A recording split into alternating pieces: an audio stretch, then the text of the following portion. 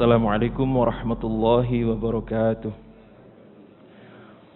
Bismillah, alhamdulillah, wassalatu wassalamu ala rasulillah, la hawla wa la quwwata illa billah, amma bad. Puji syukur kehadirat Allah subhanahu wa ta'ala atas semua limpahan karunia nikmatnya. Di subuh yang mubarakah ini kita masih bisa melaksanakan perintah-perintahnya, yaitu sholat subuh berjamaah. Mudah-mudahan setiap langkah kaki kita mendapatkan ampunan dari Allah Subhanahu wa taala, meninggikan derajat kita di sisi Allah Subhanahu wa taala, dan mempermudah jalan kita menuju ke surganya Allah Subhanahu wa taala. Salawat serta salam mari kita selalu aturkan kepada Nabi kita Muhammad sallallahu alaihi wasallam. Semoga kita nanti adalah salah satu di antara orang-orang yang mendapatkan kehormatan disambut beliau di Telaga Kautsar, kemudian mendapatkan minuman dari telaganya, mendapatkan naungan dalam panjinya, mendapatkan syafaat, dan yang terakhir masuk surga bersama beliau. Amin ya rabbal alamin. Para jamaah sekalian, ketika pasukan muslimin itu mau memasuki Mekah untuk menaklukkan kota Mekah ini, ada daftar nama-nama yang harus dibunuh, bersebab permusuhannya dengan Islam sangat luar biasa, sangat membenci Islam. Nah, di antara belasan nama yang harus dibunuh itu adalah, salah satunya adalah putra daripada Abu Jahal. Sinten kalau ini Pak namanya? Ikrimah bin Abi Jahal. Nah, sementara istrinya, Ummu Hakim namanya, Ummu Hakim ini mengkhawatirkan suaminya. Jadi ketika Fathu Mekah, itu orang-orang yang permusuhannya dengan Islam luar biasa, kemudian ada yang berusaha melarikan diri ke luar, ada yang mau ke Yaman, dan seterusnya. Nah, Ikrimah ini sudah berancang-ancang ke Yaman. Sudah dijedah untuk nyebrang laut. Tetapi karena kejadian yang kemarin sudah saya sampaikan di pembahasan Fathu Mekah, kemudian Ikrimah ini menepi lagi. Nah, sementara Ummu Hakim ini kemudian karena mengkhawatirkan keselamatan daripada suaminya, kemudian Ummu Hakim ini menghadap Rasulullah, menghadap Nabi, dan ia mengatakan, wahai Rasulullah, andaikan suamiku Ikrimah itu kemudian ingin berbaiat kepada engkau, ingin masuk Islam, apakah engkau terima ya Rasulullah? Berarti Ummu Hakim sudah masuk Islam. Okay? Lalu apa kata Nabi? Allahu Akbar, kata Nabi. Ini bentuk daripada sesuatu yang luar biasa. Sehingga sampai Nabi mengucapkan takbir. Allahu Akbar. Ikrimah putra Abu Jahal itu mau masuk Islam? Benar wahai Rasulullah. Maka kata Nabi, saya sudah tidak bisa menyelamatkan ayahnya. Maka saya harus menyelamatkan putranya. Saya harus bisa menyelamatkan putranya. Dan saya akan jadikan dia sebagai sahabat setiaku. Ini kata Nabi. Kemudian Ummu Hakim ini pulang dan mengajak suaminya untuk menghadap Nabi. Lalu ketika Ikrimah ini sudah nampak kelihatan di ujung jalan gitu oleh Nabi, kemudian Nabi ini melompat dari tempat duduknya, berlari untuk menyambut kedatangan Ikrimah. Kemudian dipeluk oleh Nabi Ikrimah ini. Luar biasa. Kemudian mengatakan, ahlan wa sahlan ya Ikrimah. Selamat datang wahai Ikrimah. Sementara Ikrimah yang menyaksikan apa yang dilakukan oleh Nabi ini hanya bengong. Kalau bahasa kita, Pak, temenggengen. Kok bisa? ayah saya adalah musuhnya dia. Saya juga musuhnya dia.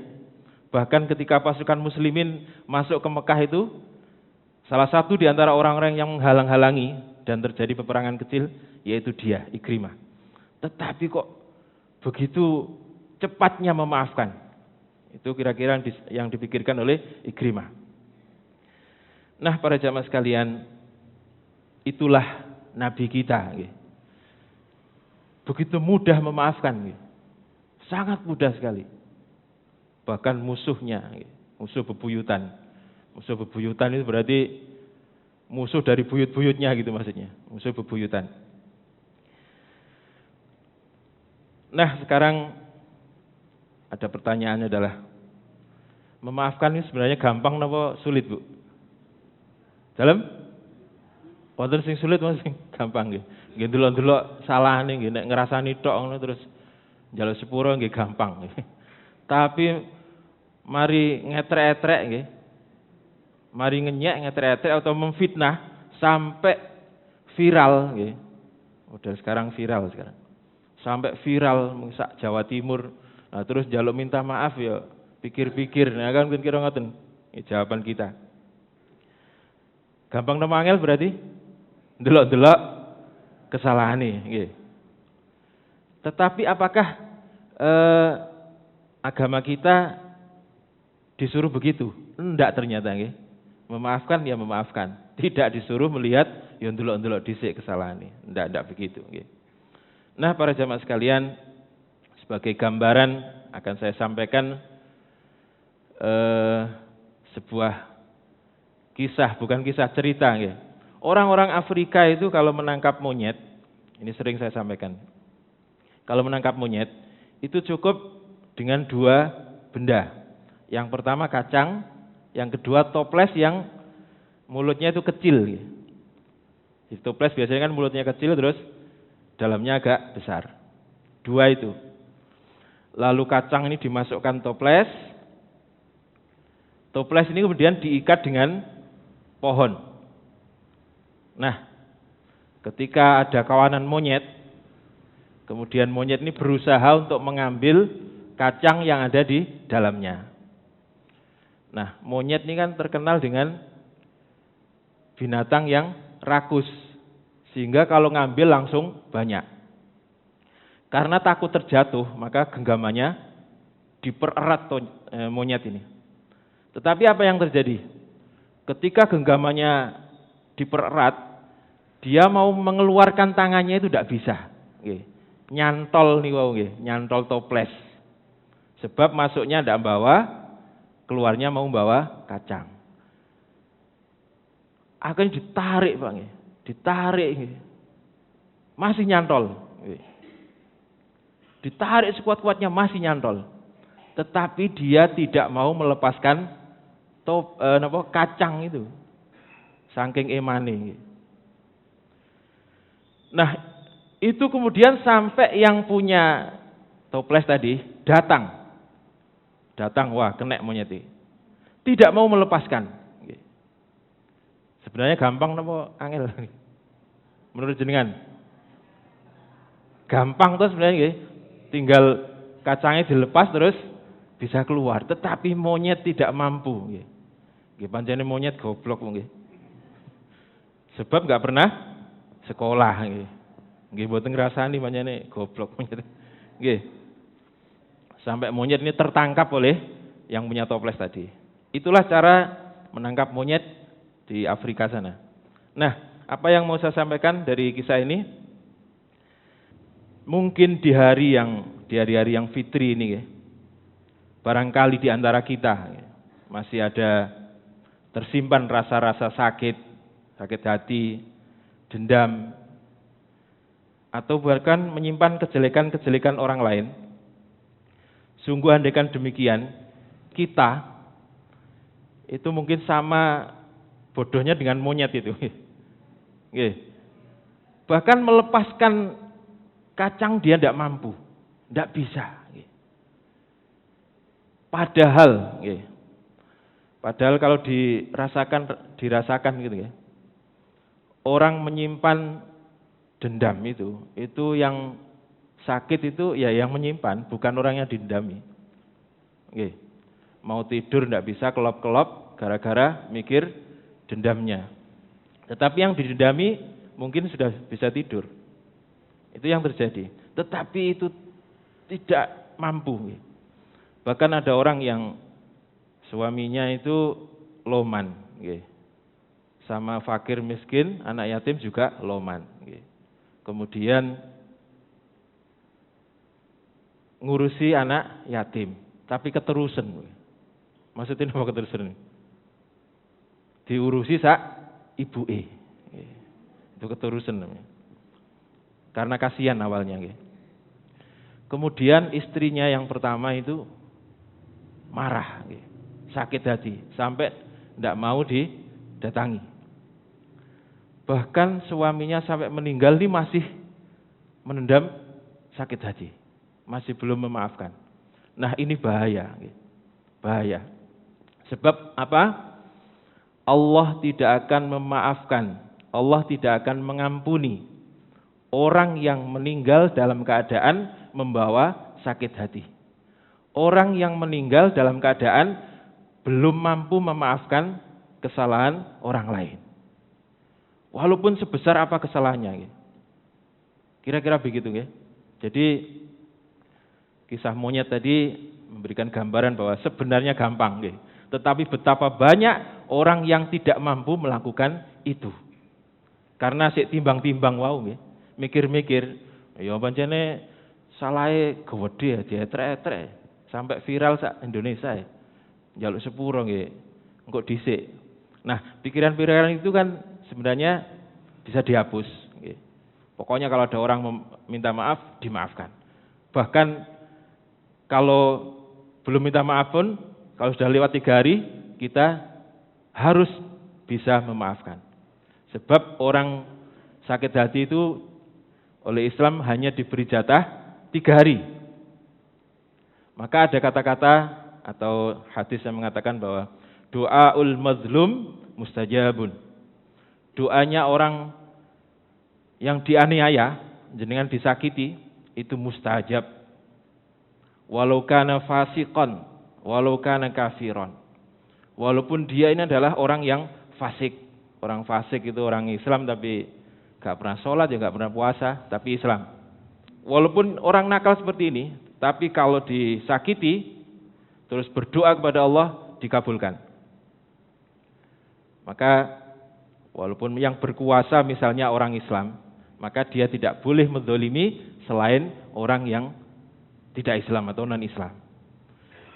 Jadi dulu itu banyak sekali kisah-kisah tentang penguasa-penguasa Islam yang kemudian justru dia zalim, maka akan ditumbangkan oleh Allah.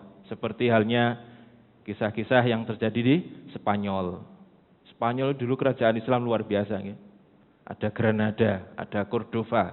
Tetapi karena kezaliman dari pemimpinnya, kemudian kerajaan itu hangus, habis. Bahkan sampai sekarang tidak bangkit lagi, belum bangkit lagi di negara Spanyol. Itulah yang terjadi. Nah, para jamaah sekalian, maka bisa dibayangkan, andaikan kita ini meninggal terus membawa sakit hati, apa yang terjadi? Allah tidak akan memaafkan dan pasti endingnya adalah masuk neraka. Na'udzubillah min dzalik. Kita berlindung dari hal-hal yang demikian.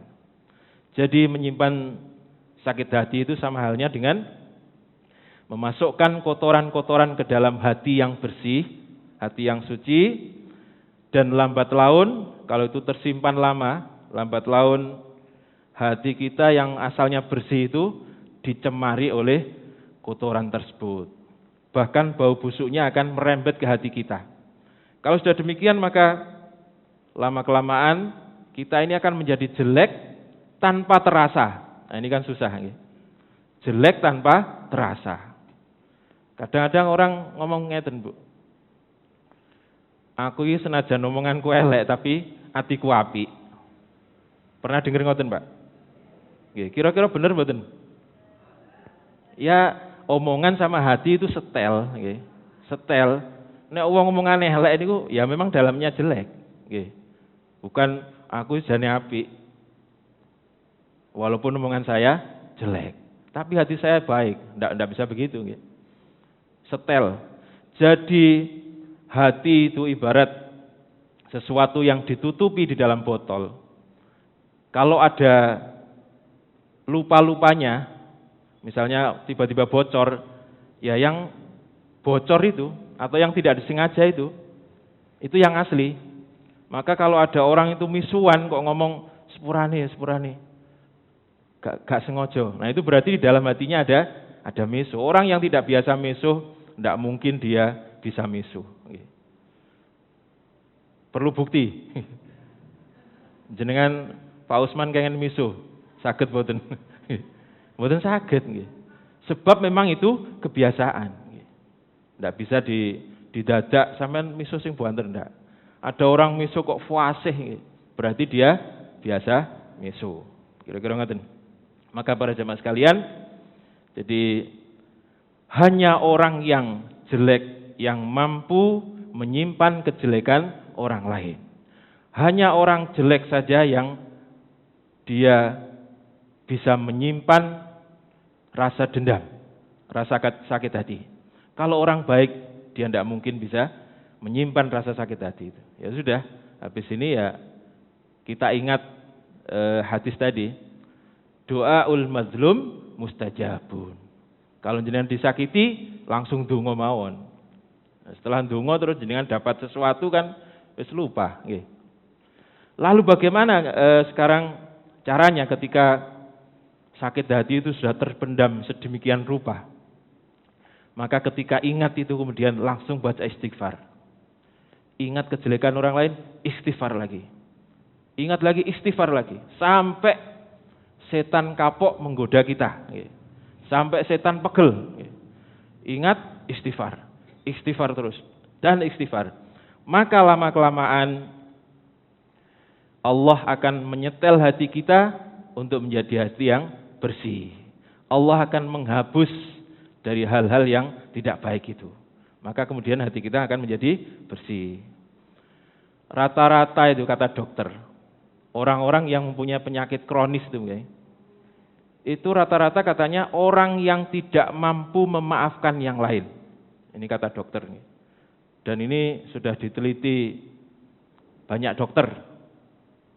Orang-orang yang punya penyakit kronis itu rata-rata dia punya rasa sakit hati tetapi tidak mampu memaafkan. Seperti monyet tau. Jane gampang nggih. Tinggal melepas terus ditarik keluar. Tetapi betapa banyak orang yang masih belum bisa atau belum mampu melakukan hal-hal tersebut. Nah, para jamaah sekalian, lalu bagaimana panduan-panduan dari Islam atau tahapan-tahapan memaafkan? Di surat At-Taghabun kalau tidak salah ya. Itu ada kata-katanya dan wa in ta'fu wa tasfahu wa taghfiru. Jadi memaafkan itu yang pertama adalah kata-kata yang keluar dari mulut kita bahwa saya sudah memaafkan. Minimal begitu. Yang pertama ta'fu, memaafkan. Lisan kita sudah mengatakan saya maafkan. Walaupun belum bisa bertemu misalnya, walaupun belum mau salaman karena masih mangkel, apalagi menghapus. Itu yang pertama. Yang kedua adalah watasfahu, lisannya sudah mengatakan saya maafkan, kemudian dia sudah mau ketemu dan sudah mau salaman. Nah, seperti di hari raya kemarin, salaman, sudah mau berkunjung. Sudah lumayan. Kemudian yang ketiga, puncak dari memaafkan adalah wa taghfiru. Sudah memaafkan, sudah mau ketemu, sudah mau salaman. Yang terakhir, sudah menghapus ingatan kejelekan orang yang minta maaf itu. Inilah yang dilakukan oleh Allah untuk hamba-hambanya. Allah itu dieliki ping 100, diapiki ping setunggal, sing 100 dihapus. Yang diingat-ingat adalah yang bagus, satu walaupun satu. Nah, kita ini disuruh mencontoh yang seperti itu. Ada orang yang menjeleki kita ping 100. Kemudian tiba-tiba datang minta maaf. Kalau bisa langsung dihapus, yang jelek-jelek itu dihapus, dan yang diingat-ingat, yang dimasukkan dalam hati adalah kebaikan dia. Maka kalau sudah bisa begitu, hidup kita ini akan menjadi ringan. Tidak terbebani. Kalau kita ini bertahun-tahun memendam sakit hati, itu terbebani. Baik jiwanya ataupun badannya. Jiwanya kena sakit, badannya juga kena sakit. Nah, itulah yang terjadi ketika kita sudah bisa memaafkan sampai menghapus ingatan kejelekan seseorang. Jadi kita akan terbebas dari penyakit hati dan penyakit badan kita. Dan mudah-mudahan Allah memberikan hati kita menjadi hati yang lembut, sehingga kita mudah meminta maaf sekaligus memaafkan. Amin ya rabbal alamin. Demikian hari ini yang bisa saya sampaikan. Kamis yang akan datang kita akan membahas tentang Perang Hunain. Perang Hunain. Jadi ada peristiwa setelah Fathu Mekah itu disebut dengan Perang Hunain. Mudah-mudahan manfaat, kurang lebihnya mohon maaf. Wassalamualaikum warahmatullahi wabarakatuh.